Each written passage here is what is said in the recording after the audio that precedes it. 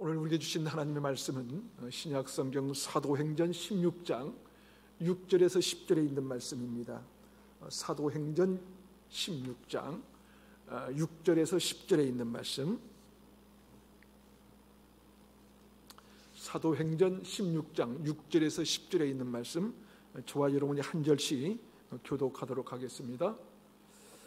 성령이여 아시아에서 말씀을 전하지 못하게 하시거늘 그들이 부르기아와 갈라디아 땅으로 다녀가 무시아 앞에 이르러 비두니아로 가고자 애쓰되 예수에게 허락하지 아니하시는지라.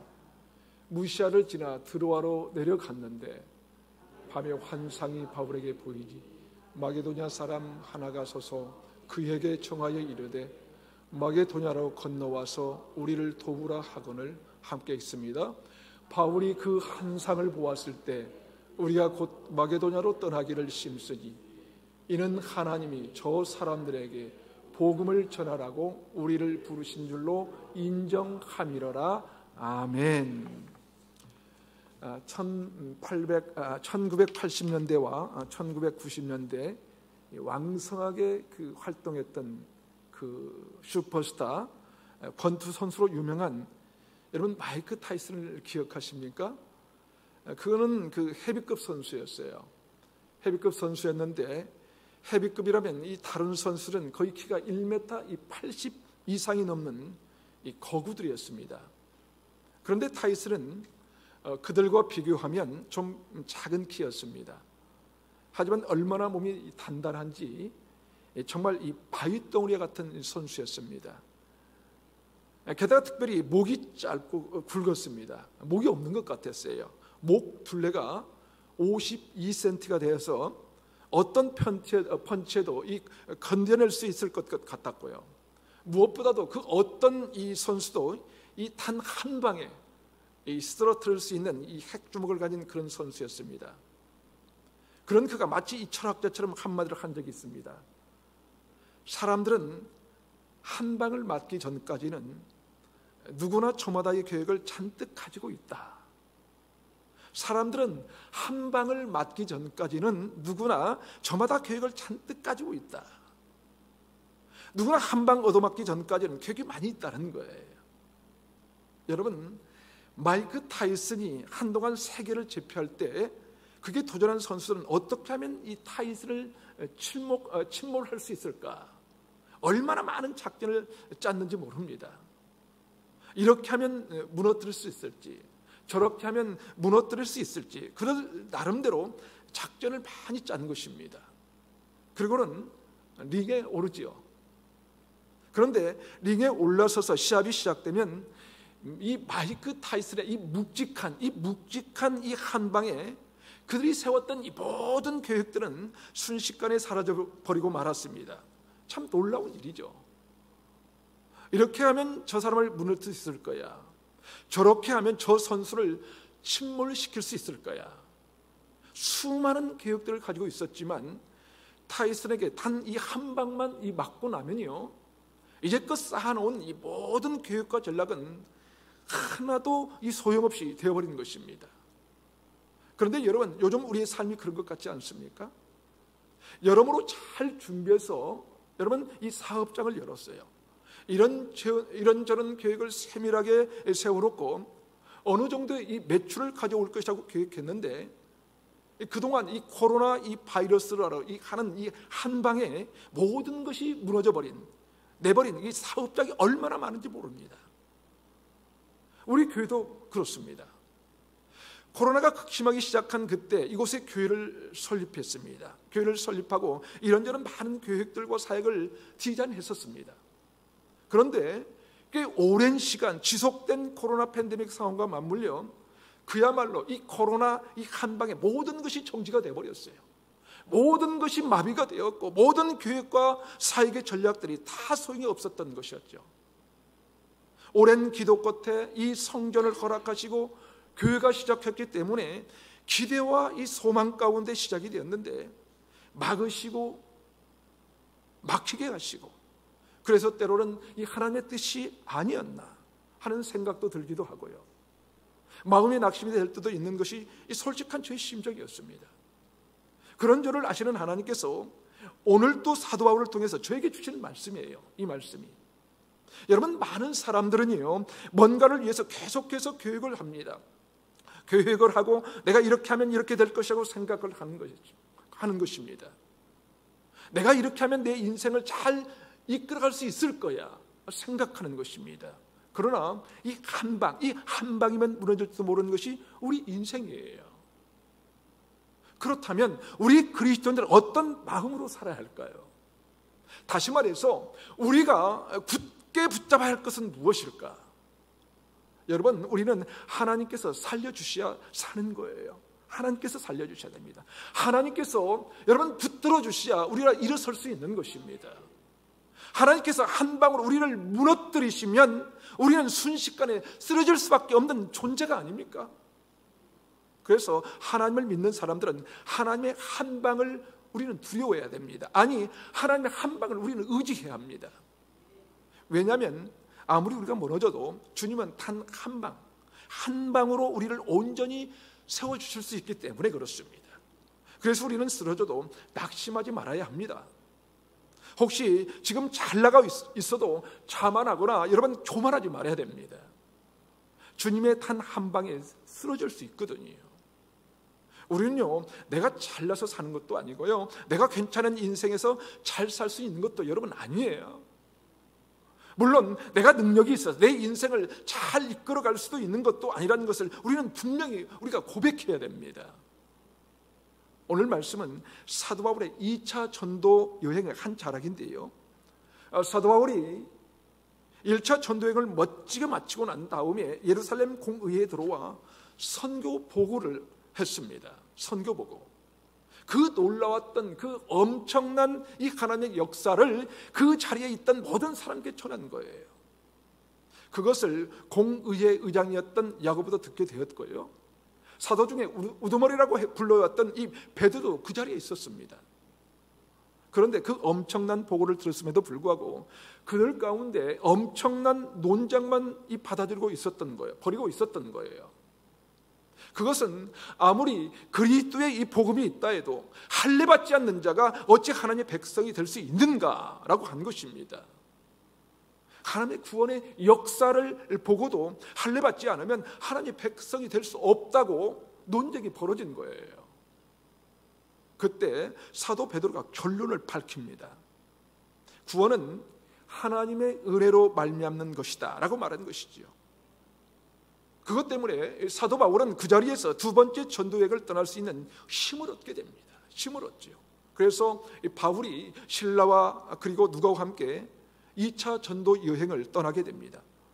예루살렘에서 이 다메섹을 거쳐 안디옥, 그리고 드디어 이 아시아 쪽을 향하여서 복음을 증거하러 떠나는 이야기가 오늘 본문의 내용이에요. 그런데 여러분, 우리가 아는 이 사도 바울의 삶을 우리가 요약해서 그의 삶이 무엇인지를 우리가 이야기한다면 어떻게 이야기할 수 있을까요, 여러분?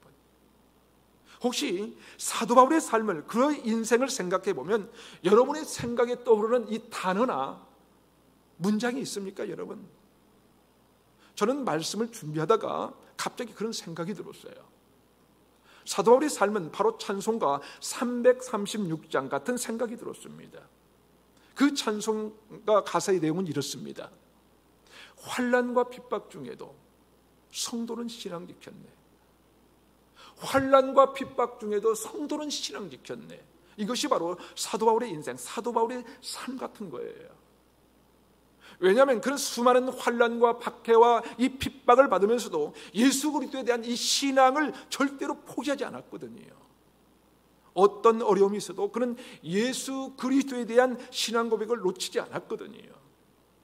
그는 죽음에 이르지 않을 정도라면 다시 일어나서 이 복음을 전했던 사람이었습니다. 때로는 돌로 침을 당하여 모든 사람이 이제 죽었다고 생각하고 이 떠난 이후에도 일어설 수 있게 되면 그는 다시 복음을 들고 갔던 사람이에요. 복음을 들고 가갔던 사람. 어떤 때는 풍랑을 만나 배가 파선의 지경이 되고 생명을 잃을 수 있는 그런 상황에서도 주님, 그런 예수 그리스도의 복음을 증거했던 사람입니다. 극심한 박해 속에서도 죽음이 그를 삼키지 않는 한 그는 다시 이 복음의 현장으로 들어갔던 사람입니다. 그 어떤 환난과 핍박 중에도 그는 이 절대로 신앙을 포기하지 않았다는 거예요. 자신의 신앙만이 아니라 이 복음을 전하는 이 선교의 사명을 포기하지 않았었죠. 오늘 본문을 보면 이 사도 바울이 복음을 증거할 이유를 충분히 잃어버렸을 때조차도 그는 복음 하나만을 위하여 걸어가는 사람이었습니다. 사도 바울은 2차 전도 여행을 시작하면서 다메섹을 지나서 이 안디옥에서 복음을 전하기 위하여 갑니다. 이고니온, 더베, 그리고 루디아를 만났던 루스다를 지나갔어요. 그리고 계속해서 복음을 전하러 가는 것입니다. 그런데 오늘 성경 사도행전 16장 6절은 이렇게 시작합니다. 성령이 아시아에서 말씀을 전하지 못하게 하시거늘. 사도 바울과 그 일행은 이고니온, 루스드라, 이 더베를 지나서 아시아 땅까지 가서 이 복음을 전하고 하는데 하나님께서 성령을 통하여 뭐라고 합니까? 그곳에서 복음을 전하는 것을 막으셨다고 성경은 기록하고 있습니다. 복음을 전하고 하는데 복음의 길이 막히는 거예요. 복음의 길이. 이렇게 해봐도 복음을 증거할 수 없고 저렇게 해봐도 배척을 받고 그래서 복음을 전할 수가 없는 것입니다. 게다가 복음을 전하지 못하는 것뿐만 아니라 복음을 전하지 못한다는 것은 끊임없는 박해가 주어진다는 것이죠. 박해가. 그렇다면 사도 바울이 아시아 지역에서 그의 사역을 포기했을까요? 아니었어요. 6절에 계속해서 이렇게 기록합니다. 성령이 아시아에서 말씀을 전하지 못하게 하시거늘 그들이 부르게와 갈라디아 땅으로 다녀갔다는 거예요. 여러분 한번 생각해 보세요.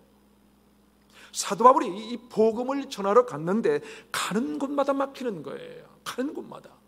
그럴 때 우리라면 어떻게 할까요? 어떨까요? 우리도 그럴 때가 있지 않습니까? 정말 내가 주님께 별로 잘못한 것도 없는데 하나님께서 자꾸만 막으신 것을 경험한 적이 여러분 있지 않습니까? 이것을 해봐도 저것을 해보려고 해도 이것을 하려고 해도 저렇게 하려고 해도 자꾸 막히는 거예요. 자꾸 안 되는 거예요. 이렇게 애써봐도 저렇게 애써봐도 가정의 문제가 해결되지가 않아요. 아무리 애써봐도 사업의 문제가 풀리지 않는 이 경험을 해보신 적이 있나요? 여러분 그때 어떻게 하시겠습니까? 여러분 더욱이 사도 바울은요 다른 일을 한 게 아닙니다. 다른 일을 한 게 아니에요. 자신의 사업이 애쓰고 힘쓴 게 아니에요. 오직 그리스도의 복음을 전하기 위하여 동분서주한 것입니다. 그럼에도 불구하고 아시아에서 막혔습니다. 그래서 부르기아로 내려갑니다. 거기에도 막히니까 어떡합니까? 다시 갈라디아로 갑니다. 거기도 막히니까 오늘 성경은 다시 무시아 쪽으로 왔다고 얘기합니다. 무시아까지 왔는데 또다시 복음의 방해가 일어나는데요. 그래서 그가 비두니아 쪽으로 가보려고 애를 씁니다. 그런데 거기에서도 이 복음을 전하지 못하게 됐다는 거예요. 왜요? 왜 그렇습니까? 무시아에서도 비두니아로 가려고 하는데 예수의 영이 막았다는 거예요. 예수의 영이. 여러분 이쯤 되면 우리는 어떻게 할까요? 여러분 어떻게 하시겠습니까? 계속해서 우리의 인생이 자꾸 막히는 거예요. 여러분 어떻게 하시겠습니까? 여러분 어떻게 하시겠어요? 오늘 성경은 사도 바울을 통하여 우리에게 말씀합니다. 사도 바울은 막힘이 있을 때도 계속해서 옮겨가고 있었습니다. 다시 말하면 그리스도의 인생은 멈출 줄 모르는 인생이에요. 멈춰서는 안 된다는 것입니다. 어려움이 생겼다고 자질하고 주저앉을 수 없다는 거예요. 주저앉지 말라는 거예요. 다른 길을 가보는 것입니다. 또 다른 길을 열어보는 거예요. 또다시 시도해 보라는 것입니다. 그런데 우리는 어떻습니까? 우리는 스케줄을 짜놓은 대로 움직이는 것을 좋아하는 거예요. 스케줄대로 가다가 조금만 맡기면 거기서 어쩔 줄을 모르는 게 우리 아닙니까? 요즘 젊은이들은 더 그렇다고 하지 않습니까? 요즘에는요 진짜 그런지 모르겠는데 대학생이 됐는데도 엄마가 이 강의 스케줄을 짜주지 않으면 무엇을 수강해야 될지도 모르는 아이들이 있다고 하죠. 아니요, 우리 그리스도인들은요 비록 스케줄대로 움직이지 않아도 또다시 시도하고 도전하고 또다시 가보는 거예요. 사도 바울처럼 도전하는 것이죠. 여러분 사도 바울이 아무리 위대한 사도였음에도 불구하고 그가 하는 일에 막힌 때가 얼마나 많은지 몰라요. 얼마나 많은지 몰라요. 사실 순리대로 잘 풀리는 때보다 그 앞에는 어쩌면 그래도 수많은 방해들이 있었는지 모릅니다. 그럼에도 불구하고 그는 계속해서 멈출 줄 모르고 가는 거예요. 멈출 줄 모르고. 왜냐하면요, 우리는요 어디로 가야 할지 그게 중요하지 않습니다. 우리가 가는 곳이 어디여야 하는지가 중요하지 않아요, 여러분. 우리 청년들도 이 직장을 가야 할지 저 직장을 가야 할지, 이 학교를 가야 할지 저 학교를 가야 할지 그게 중요하지 않아요, 여러분. 그것보다는 그곳에서 무엇을 위하여 일할 것인가, 무엇을 위하여 공부할 것인가, 그곳에서 무엇을 위하여 최선을 다할 것인가, 그것에 관심이 있어야 하고 거기에 정확한 이 대답을 해야 합니다. 그렇게 사도 바울은 어디인지가 중요하지 않았습니다. 아시아가 중요한 게 아니었어요. 부르기아나 갈라디아 땅이 중요한 게 아니었어요. 그곳에서 내가 무엇을 해야 하는가가 그것이 더 중요했다는 것입니다. 사도 바울은 막힌 곳이 있으면 다른 곳을 옮겨갔습니다. 찾아간 그곳이 막히면 또 다른 곳을 찾아갔습니다. 왜냐하면 그는 그곳에서 해야 할 일이 있었기 때문에 그렇습니다. 사랑하는 여러분, 우리는 왜 열심히 일합니까? 왜 열심히 일하면서 돈을 좀 더 벌어보려고 하는 것이죠? 열심히 일해야 됩니다. 왜 내공을 좀 더 쌓아야 하는 것일까요? 왜 그렇습니까? 거기에는 무엇인가가 있어야 됩니다. 무엇인가가. 돈을 버는 것이 문제가 아니고요, 공부 잘하는 것이 문제가 아니에요. 그것을 통하여서 무엇을 할 것인지 그것이 중요하다는 거예요. 그것이. 사도 바울에게는 그것이 분명하게 있었습니다. 그것이 오늘 본문 10절입니다. 10절 우리 함께 읽겠습니다. 10절 시작. 바울이 그 환상을 보았을 때 우리가 곧 마게도냐로 떠나기를 심쓰니 이는 하나님이 저 사람들에게 복음을 전하라고 우리를 부르신 줄로 인정함이로라. 사도 바울은 여기서 막히면 저기를 갑니다. 저기에서도 막히면 또 다른 곳으로 갑니다. 왜냐하면 그에게는 어느 곳이 중요한 것이 아니었어요. 그것이 아니라 어디에선지 해야 할 일, 해야 할 목표가 있었기 때문이에요. 그것이 바로 하나님의 복음을 전하는 일이었습니다. 사랑하는 여러분, 우리가 왜 일을 열심히 해야 하는가 하면요, 어디에서 무엇을 하든지 하나님의 이 복음을 전하려고 하는 것입니다. 복음을 전하려고. 왜 내가 돈을 좀 더 벌어야 되냐면요, 주의 일을 하려고 하는 거예요. 주의 영광을 드러내고 하는 것입니다. 내가 왜 좀 더 좋은 실력을 갖춰야 하는가 하면요, 하나님의 영광을 드러내기 위해서, 내가 하나님께 쓰임받기 위해서 그런 거예요. 목표가 분명히 한다는 것이죠. 사도 바울이 그랬어요. 그런 복음을 전하기 위하여 아시아에서 부르기아와 또 갈라디아, 그리고 무시아, 비두니아, 그리고 드로아까지 내려갔는데요, 목표가 분명했던 이 사도 바울은요, 막히고 방해를 받아도 결코 포기하지 않고 멈출 줄 모르는 여정을 계속해서 나갔습니다. 사도 바울의 생각에는 아시아 아니면 어떤가요? 부르기아와 갈라디아 아니면 어때요? 어느 곳이든지 상관이 없었어요. 왜냐하면 그곳에서 무엇을 하는가가 중요했거든요. 사도 바울은 이 목표에 사로잡혀 살아가는 사람이기 때문입니다. 그래서 사도 바울이 빌립보서 3장 12절과 13절에서 이렇게 얘기합니다. 내가 이미 얻었다 함도 아니요 온전히 이루었다 함도 아니라 오직 내가 그리스도 예수께 잡힌 바 된 그것을 잡으려 달려가노라. 형제들아, 나는 아직 내가 잡은 줄로 여기지 아니하고 오직 한 일, 그 한 일, 즉 뒤에 있는 것은 잊어버리고 앞에 있는 것을 잡으려고 달려가노라.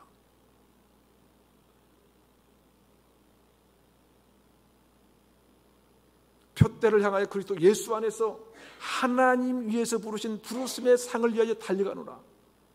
아멘? 아멘이지요. 그에게는 표대가 있었습니다. 여러분, 목표가 있었다는 거예요. 목표가. 안디옥에 하는 것도 아니고요, 무시아야 하는 것도 아니었어요. 어디서든지 하나님께서 나를 불러주신 그 부름의 소명에 붙들려 사는 자였습니다. 붙들려 사는 거였어요. 그것을 잡으려고, 그것을 붙잡으려고 멈추지 않고 달려간다는 거예요. 달려간다. 여러분, 신앙생활은요, 바로 그것을 붙잡는 것입니다. 일을 해도 나를 부르신 소명, 그것을 놓치지 말아야 합니다. 사업을 해도 여러분, 사업의 현장에 나를 부르신 소명, 그것을 붙잡아야 되는 거예요. 목회 사역도 마찬가지입니다, 여러분. 목회사역의 목표가 교회를 조금 더 크게 해보는 것이 아니에요.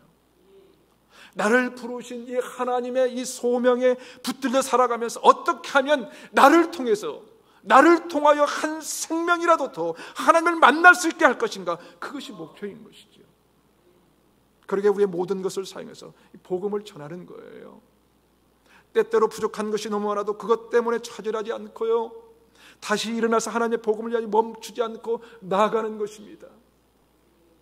한 사람이라도 나를 통하여 하나님을 만나게 하려고 하는 거예요. 한 사람이라도. 그 목표가 있으면 일이 어려울 때마다 주저앉고 말 것입니다. 힘들면요 그만두고 말 것이에요. 그런데 사도 바울은 어땠어요? 아시아에서 막혀서 부르기아에 갔는데 거기서 또 막히는 거예요. 그러면 힘이 쭉 빠질 거예요. 끝장이라고 생각할 것입니다. 더구나 아시아에서 부르기아와 갈라디아를 거쳐서 무시아까지 갔어요. 그런데도 안 되고 막히면 마지막이라고 생각하지 않겠습니까? 우리 같으면, 아니 저 같으면 내가 사역하는 것이 하나님의 뜻이 아닐지 모른다고 생각할 것입니다. 그런데 성경은 그렇게 말씀하지 않습니다. 계속해서 하나님의 그 목표를 위하여 달려가면 어느 순간 그곳에서 뭐라고 합니까? 하나님의 놀라운 일들을 알려주기 때문에 알려주기 시작한다는 거예요. 그것이 바로 드로아였습니다. 여기저기 가는 곳마다 막히는 사도 바울은 마침내 드로아까지 왔는데 그곳은 항구 도시였어요. 그런데 그곳에서 그날 밤에 하나님께서 환상을 보여주신 거예요. 오늘 보면 9절입니다. 9절 함께 읽어보겠습니다. 시작. 밤의 환상이 바울에게 보이니 마게도냐 사람 하나가 서서 그에게 청하여 이르되 마게도냐로 건너와서 우리를 도우라 하거늘. 무슨 말입니까? 무슨 말이에요? 마게도냐 사람 한 사람이 꿈의 환상에 나타나서는 이곳으로 와서서 복음을 전달해 달라고 한 것입니다. 그래서 사도 바울이 누구와 함께 배를 타고 마게도냐로 가게 됩니까? 누가와 함께 배를 타고 마게도냐로 가게 됩니다. 누가와 함께. 드디어 유럽 선교를 위해서 떠나가게 된 거예요. 아시아를 넘어서 유럽에서 선교 사역이 시작이 된 거예요. 그렇게 마게도냐 지방에 빌립보, 데살로니가, 또 베레아, 아가야까지 복음을 전하기 시작한 것입니다. 그곳에 사도 바울이 복음을 전하기 시작하고요, 그렇게 유럽 지역에 복음이 전파되기 시작한 거예요. 사랑하는 여러분, 때로 우리가 가는 길이 막히기만 할 때가 있습니다. 우리의 길이 하는 일마다 안 될 때가 있어요. 그러면 그만두고 싶고 포기하고 싶어요. 그럼에도 불구하고 분명한 목표를 가지고 멈추지 않고 가다 보면요, 여러분, 하나님께서 어느 순간 우리를 드로아로 인도하십니다. 드로아로 인도. 그리고 거기에서 하나님의 놀라운 사명을 다시 보여주시는 것입니다. 물론 하나님께서 처음부터 여기서는 안 되니까 드로아로 가. 그래서 거기에서 배 타고 마게도냐로 가라 했다면 얼마나 좋겠어요. 쉬웠겠죠. 그렇죠? 우리는 사실 그런 인생을 원하는 것 아닙니까? 그런데 여러분, 그렇지 않다는 거예요. 그렇지 않아요. 오늘 본문의 사도 바울도 그렇지 않았습니까? 이것을 시도해봤다가 안 되면 저것을 시도해보고 그것도 막히면 또 다른 것을 찾아보기도 하고 애를 써보기도 하고 그랬습니다. 그래도 안 되고 막히고 방해를 받고 그랬는데요, 그렇게 몸부림치다가 어느 순간 하나님께서 무엇인가를 딱 보여주시는 거예요. 하나님께서 마침내 드로아에서 마게도냐의 그 사람의 환상을 보여주신 것입니다.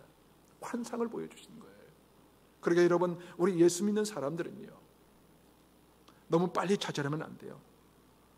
너무 빨리 속단해서도 안 됩니다. 여러분, 그런 것이 아니라 무엇인가를 멈추지 않고 계속 우리가 하다 보면요, 하나님께서 어느 순간 이 딱 맞는 것을 보여주시는 것입니다.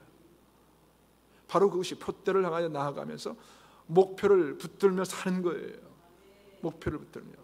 사랑하는 여러분, 우리 신앙인들은요, 이 분명한 목표가 있습니다. 그 목표 때문에 우리는 막히고 방해를 받아도 멈출 줄 모르고 우리는 나아가는 것입니다. 이런 일 하다가 어려워지면 저 일을 한번 해보고요, 이쪽 길로 가다가 막히면 저쪽 길로 가보고요, 그래도 막히면 또 다른 길을 찾아보고 계속해서 멈출 줄 모르고 몸부림치는 삶이에요. 몸부림치는 삶. 왜냐하면 그러다 보면 하나님이 어느 순간 딱 열어주신 때가 있거든요. 우리를 드로아로 인도해 주시거든요. 그리고 마침내 그래 이제 마게도냐로 가면 돼 라고 말씀합니다. 그래서 유럽 쪽의 첫 번째 교회인 빌립보 교회가 세워진 것입니다. 사랑하는 여러분, 혹 막히고 안 풀리고 답답한 일이 있습니까? 그래서 나름 열심히 성실하게 살고 있는데 왜 그렇게 문제마다 꼬이고 엉키고 해결될 기미가 없는지, 이래도 막히고 저래도 막히고 마치 사도 바울처럼 아시아도 아니고 부르게아와 갈라디아 땅도 아니고 무시아도 비두아도 아니라고 말씀합니까? 여러분, 하나님은요 때로 우리가 생각하고 행하는 일을 막으실 때가 있습니다. 막으실 때가 있어요. 심지어 사도 바울은 선교여행을 다니면서 말씀을 전하고 복음을 전하는 것마저 여러분 막으시고 허락하지 않으셨다고 성경은 기록하고 있습니다. 그러나 표대를 향하여 멈출 줄 모르는 이 사도 바울의 여정 가운데 주님은 드로아로 인도하시고 마게도냐 사람의 환상을 보여주셨습니다. 그렇게 유럽 선교를 향한 하나님의 계획이 시작된 거예요. 그렇다면 여러분, 우리의 길이 막힐지라도 하나님이 허락하실 드로아를 기대하며 포기하지 맙시다. 우리 포기하지 맙시다. 우리에게 허락하실 마게도냐를 꿈꾸며 멈추지 말고 우리 전진합시다. 우리 전진해. 무엇보다 우리는요 놓치지 말아야 할 표대가 있지 않습니까? 표대가, 그것은 나를 통하여 하나님을 보여주는 거예요. 나를 통해서 다른 사람들이 나를 보다가 아, 저 사람 보니까 하나님이 살아계신 것 같아. 저 사람이 믿는 예수님이 누군지 알고 싶어. 나도 한번 믿고 싶어. 나를 통하여 하나님이 살아계시다는 것을 알게 해주고 싶은 것이지요, 여러분. C.S. 루이스가 한 라디오 방송에서 인터뷰를 하면서 이런 얘기를 했습니다. 자기 마음속을 들여다볼 줄 아는 사람이라면 누구나 알겠지만 우리는 이 세상에서는 얻을 수 없는 무언가를 간절히 갈망하고 있다. 무슨 말입니까? 우리 자신을 잘 들여다보면 이 땅이 주는 것이 아닌 그 무엇인가를 갈망하고 있다는 거예요. 한번 생각해 보세요. 어떤 사람은 돈을 많이 가졌는데요, 가정의 문제를 해결할 수 없다는 것 때문에 무엇인가를 갈망하고 있습니다. 무언가를. 돈이 전부인 줄 알았는데 이게 전부가 아니라는 것 때문에 우리는 다른 것을 갈망한다는 거예요. 세상의 온갖 것이 당신에게 그것을 주겠다고 약속하지만 결코 그 약속을 지키지 못하는 것입니다, 여러분. 그래서 우리는 사도 바울의 표대, 결코 놓칠 수 없었던 그 목표, 어느 곳에서든지 하나님의 이 복음을 전하고 주님의 사랑을 나타내는 이 부르심에 대한 이 소명, 그것이 바로 우리 교회의 목표일 것입니다. 그것이 바로 우리 모든 성도들의 목표가 아닐까요? 그러게 우리에게 허락하신 각자의 자리에서 나를 통하여 이 하나님의 이 복음을 읽게 해주는 이 하나님의 편지로 살 수 있는 저와 여러분의 삶이 되시기를 간절히 바랍니다. 사랑하는 여러분, 여러분이 지금 어떤 자리에 계십니까? 몸이 아프거나 또 연약하면 연약하고 아픈 그 자리에서 사업이 어려우십니까, 여러분? 어려운 그 자리에서 무엇을 하든지 막히고 쉽게 풀리지 않으신가요? 바로 그 자리에서 또 다른 길을 위하여 몸부림치는 삶, 목표를 향하여, 표대를 향하여 멈출 줄 모르는 인생, 바로 그것이 우리 그리스도의 인생입니다. 그런 우리를 통하여 우리를 향하신 하나님의 뜻을 이루실 것입니다. 우리 교회가 만날 들어와 저와 여러분에게 허락하실 마게도냐의 환상, 그것을 우리가 바라보면서 그때를 기다리며 오늘 또 한 걸음씩 한 걸음씩 멈추지 않는 발걸음을 옮겨봅시다. 그런 우리 성도들의 삶, 그런 우리 교회가 될 수 있기를 주님의 이름으로 축원합니다. 아멘.